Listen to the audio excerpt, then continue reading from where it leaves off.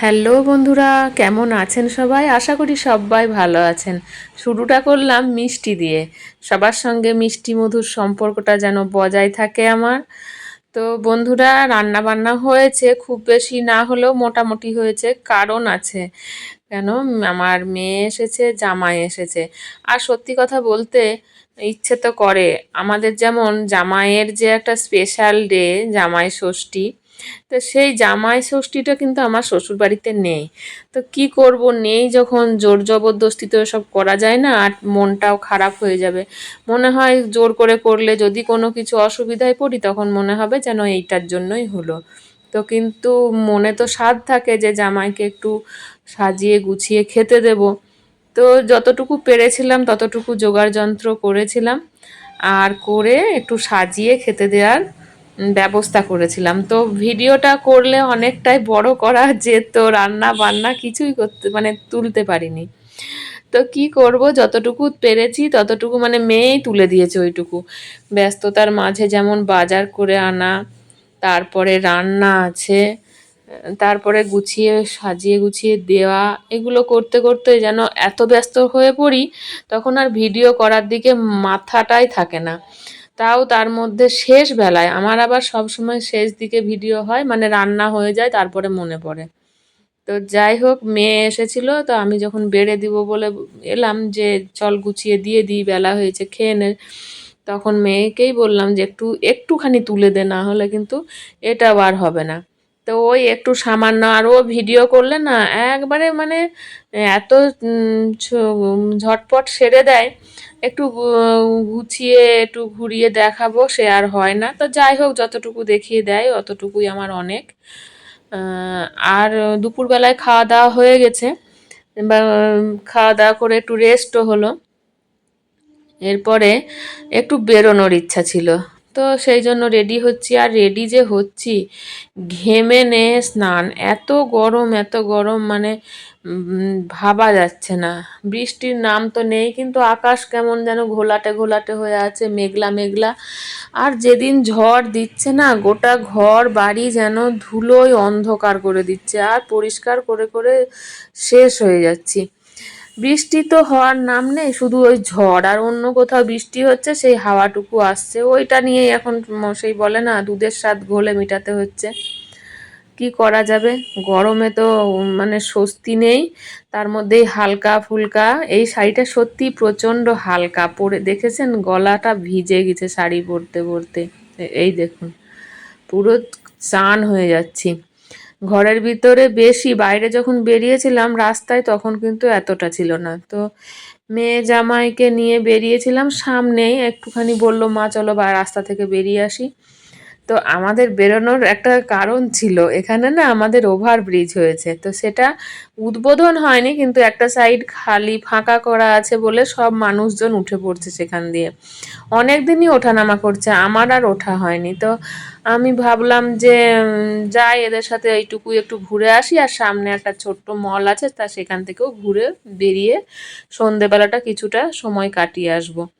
আর সঙ্গে নিয়ে নিয়েছিলাম আমার বৌদি, মানে এর আগেও দেখিয়েছি ভিডিওতে আমার বৌদিকে ডেকে নিয়েছিলাম। দিয়ে তাহলে না হলে তো আমি আবার একা একা কেমন একটা অস্বস্তি লাগে।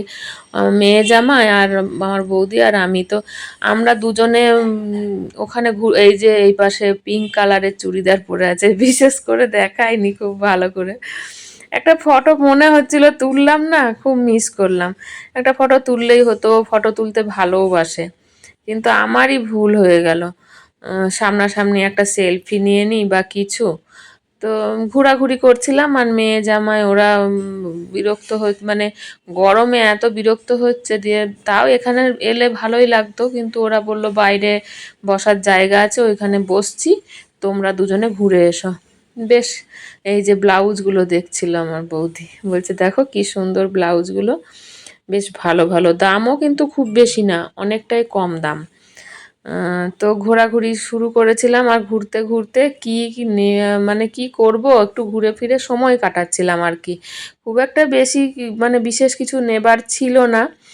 তো ঘুরছিলাম মলটা, চলুন আপনারাও দেখতে থাকুন, সঙ্গে থাকুন।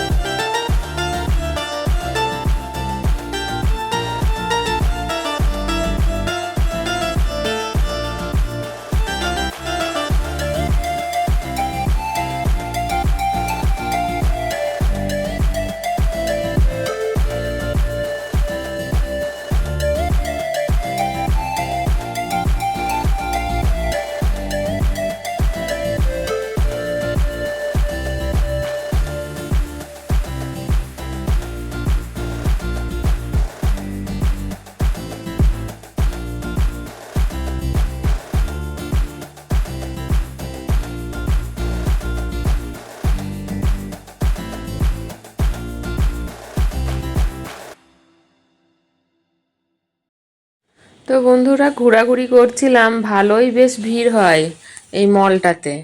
এর আগেও এসেছি দু একবার, বিশেষ আসা হয় না, মানে কাউকে সেরকম সঙ্গে পেলে ভালোই লাগে।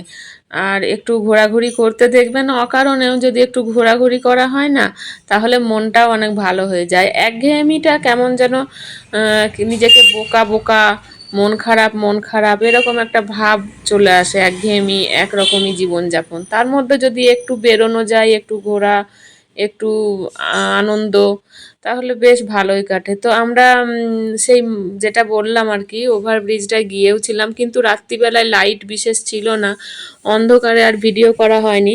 এই দিন যেদিন মোটামুটি মানে দিনের আলোতে যাব না, সেদিন ইচ্ছে আছে একটু ভিডিও করব। অনেকেই ওখানে ফটো তুলছে, সেলফি তুলছে, তুলে সব পোস্ট করছে। আমাদের আর করাই হলো না, রাত্রিবেলায় অন্ধকারে তো আর সেগুলো হয় না, দিনের বেলায় যদি যাওয়া যায় তাহলে ভালো লাগে।